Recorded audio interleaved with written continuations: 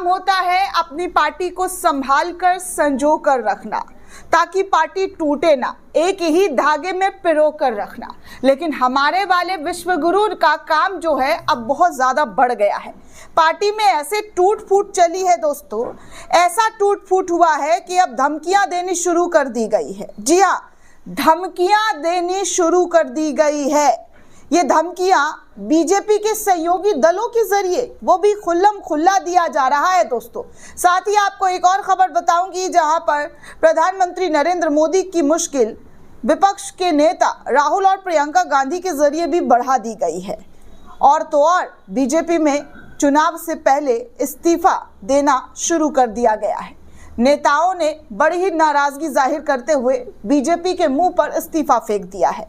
तो चलिए सबसे पहले एनडीए में कहां पर मामला और पेंच फंसता हुआ नजर आ रहा है। बीते कुछ दिनों से आप लगातार टीवी हेडलाइन में सुर्खियां बनते हुए देख रहे हैं कि जीतन राम मांझी और खासकर चिराग पासवान ने मोदी की टेंशन बहुत ज्यादा बढ़ा रखी है। एकदम धक धक धक धक धक धक वाला जो सिचुएशन है प्रधानमंत्री नरेंद्र मोदी के साथ वही हो रहा है। और तो और नीतीश कुमार ने भी अपनी सीट को लेकर एक जरा पीछे हटने का जो है चांस ही नहीं है, सवाल ही नहीं है। नीतीश कुमार ने तो पहले ही अपने हाथ खड़े कर दिए हैं और नीतीश कुमार के सामने बीजेपी कुछ बोल भी नहीं सकती है, ये आपको पता है। एक प्लस पॉइंट नीतीश कुमार के साथ है क्योंकि नीतीश कुमार ने केंद्र में मोदी का जो बैसाखी है वो बनकर बैठे हुए हैं और बैसाखी को नाराज करना प्रधानमंत्री अभी अफोर्ड नहीं कर सकते हैं, अपनी मनमानी भी नहीं चला सकते हैं क्योंकि बैसाखी अगर नाराज हुई तो मोदी जी की कुर्सी धम से गिर जाएगी। खैर, इस वक्त बिहार में चुनाव होने वाला है और चुनाव को देखते हुए तमाम पार्टी खासकर एनडीए में जो है सीट शेयरिंग को लेकर लगातार सिरफुटौल की खबर सामने आ रही है। अब तक तो जीतन राम मांझी और चिराग पासवान के मोर्चा खोलने की बात कही जा रही थी, लेकिन अब बीजेपी के एक और सहयोगी दल उपेंद्र कुशवाहा ने बीजेपी के खिलाफ जमकर, जी हाँ जमकर बोले तो खुलकर अपनी नाराजगी जाहिर कर दी है। दोस्तों आपको बता दूं कि बिहार में एनडीए में इस वक्त जो धमाल मचा हुआ है वो इस एक खबर से आप समझ जाएंगे कि क्या और किस तरीके का धमाल जो है मोदी के नाक के नीचे जो है उनके सहयोगी दलों के जरिए किया जा रहा है। एक यूज़र एक पेज है सोशल मीडिया पर, उसके ज़रिए शेयर करते हुए खबर बताई जा रही है कि चुनाव शुरू होने से पहले ही एनडीए में एकजुटता थी, लेकिन तारीख तय होते ही, चुनावी तारीख तय होते ही अब नेताओं की बगावत भयंकर तरीके की शुरू हो गई है। एनडीए में चिराग पासवान के बाद अब राष्ट्रीय लोक मोर्चा के अध्यक्ष उपेंद्र कुशवाहा भी अपना अलग सुर इख्तियार करते हुए नजर आ रहे हैं। उपेंद्र कुशवाहा ने अपने सोशल मीडिया एक्स पोस्ट पर शेयर करते हुए अपने दिल की भड़ास निकाल दी है। उन्होंने कहा है कि इधर उधर की खबरों पर आप मत जाइए, अभी वार्ता पूरी ही नहीं हुई है। मीडिया में जो खबर प्लांट करवाया जा रहा है ये छल है, ये कपट है, ये धोखा है। आप लोग ऐसे लोगों से सजग रहिए। उपेंद्र कुशवाहा अपनी जाति के दोस्तों बड़े नेता माने जाते हैं और जिनके समर्थन से हर विधानसभा में जो है किसी एक पार्टी को, जिन पार्टी में वो है अभी एनडीए में, उनमें वो जो है विधानसभा में बहुत मजबूती और समर्थन मिलता है। कहा जाता है कि उपेंद्र कुशवाहा अपनी जाति में बड़े नेताओं में से एक नेता है जिनके समर्थन से हर विधानसभा में जो है सीट मिलती है। अगर उपेंद्र कुशवाहा अलग होते हैं तो एनडीए में बड़ा नुकसान हो जाएगा और जो ख्वाब, जो सपना प्रधानमंत्री नरेंद्र मोदी के जरिए देखा जा रहा है वो सपना उनका टूट जाएगा।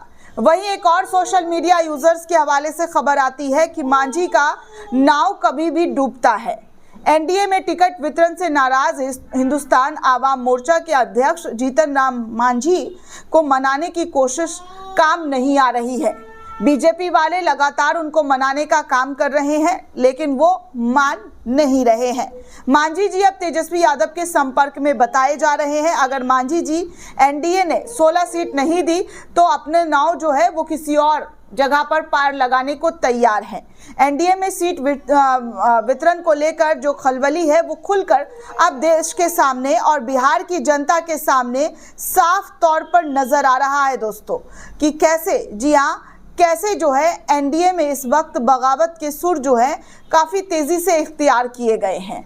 उनके अपने ही, जी हाँ, उनके अपने ही सीट शेयरिंग को लेकर किस तरीके से जो है भारतीय जनता पार्टी पर नाराज़गी दिखा रहे हैं, खिजलाहट दिखा दे रहे हैं, वो साफ तौर पर दिखाई दे रहा है दोस्तों। वहीं एक और खबर दोस्तों इस वक्त सामने आ रही है बिहार से ही, क्योंकि बिहार में चुनावी साल है दोस्तों, और चुनावी साल में क्या अब बचा है, साल तो खत्म होने को है, अब चुनाव की तारीख भी हो गई है, अगले महीने चुनाव है। लेकिन इस चुनाव में सीट शेयरिंग को लेकर बवाल तो मच ही रहा था। जदयू में एक तरफ इस्तीफे पर इस्तीफा हो रहा है, कई विधायक, कई मंत्री, कई पूर्व नेताओं ने जदयू को छोड़कर आरजेडी ज्वाइन किया है। तो वहीं दोस्तों अब खबर ये आ रही है कि बीजेपी पार्टी में भी बड़े इस्तीफे चल रहे हैं। जी हाँ, फर्स्ट बिहार झारखंड के न्यूज़ के हवाले से खबर आती है दोस्तों कि टिकट कटने के बाद मिश्री लाल यादव ने बीजेपी से अपना इस्तीफा दे दिया है। दरभंगा जिले की अलीनगर विधानसभा सीट से बीजेपी विधायक जो है मिश्री लाल यादव ने पार्टी छोड़ने का ऐलान किया है। उन्होंने कहा है कि बीजेपी में पिछड़ों का सम्मान नहीं है और पार्टी अब घमंड में चूर हो गई है, जिसको लेकर वो मीडिया के सामने आकर खुलकर अपनी पार्टी पर एलिगेशन लगा रहे हैं। वहीं दोस्तों एक और खबर इस वक्त मोदी के लिए टेंशन बन गई है। तालिबान को लेकर जिस तरीके से आज से कुछ साल पहले भारतीय जनता पार्टी विपक्ष को घेरा करती थी और तालिबानी राजनीतिकरण का आरोप लगाया करती थी, अभी तो सोशल मीडिया खूब, जी हाँ, बीजेपी के पुराने ट्वीट्स खूब वायरल हो रहे हैं कि तालिबान को लेकर कैसे कैसे ट्वीट्स जो है वो किए जा रहे थे।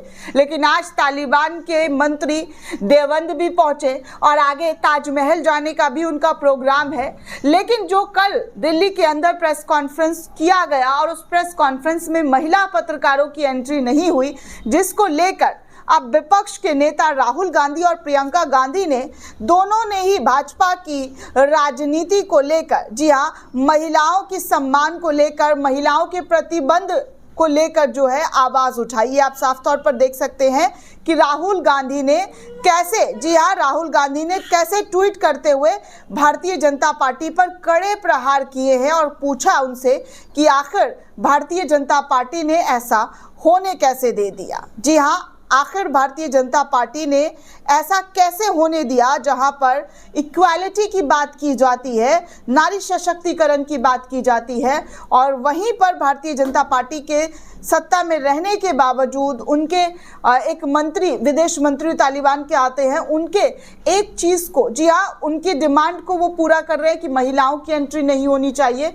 इसको लेकर राहुल और प्रियंका गांधी ने जमकर कहा और ट्वीट करते हुए लिखा कि श्रीमान मोदी जी, जब आप महिला पत्रकारों को सार्वजनिक मंचों से बाहर रखने की अनुमति देते हैं तो आप भारत की हर महिला को ये बता रहे होते हैं कि आप उनके लिए खड़े होने में बहुत कमज़ोर हैं। हमारे देश में महिलाओं को हर क्षेत्र में सम्मान, भागीदारी का अधिकार मिला है। इस तरीके के भेदभाव के सामने आपकी चुप्पी नारी सशक्तिकरण को, जी हाँ, नारी सशक्तिकरण पर आपके नारों की खोखलेपन की तमाम चीज़ों को उजागर करता है कि आप नारियों के लिए, महिलाओं के लिए जो बात करते हैं वो पूरी तरीके से झूठा है।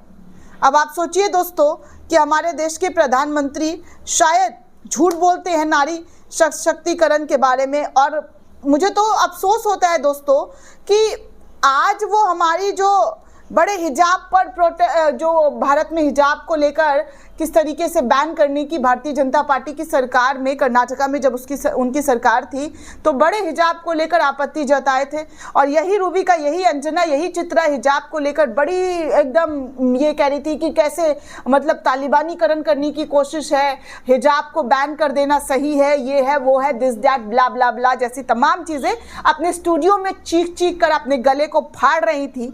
लेकिन आज जब महिला पत्रकारों को प्रेस कॉन्फ्रेंस में रोक दिया गया तो आज की पत्रकारिता और नारी को लेकर सम्मान कहां चला गया। आज ये तमाम खोखले लोग अब मोदी सरकार से एक सवाल नहीं पूछ पा रहे।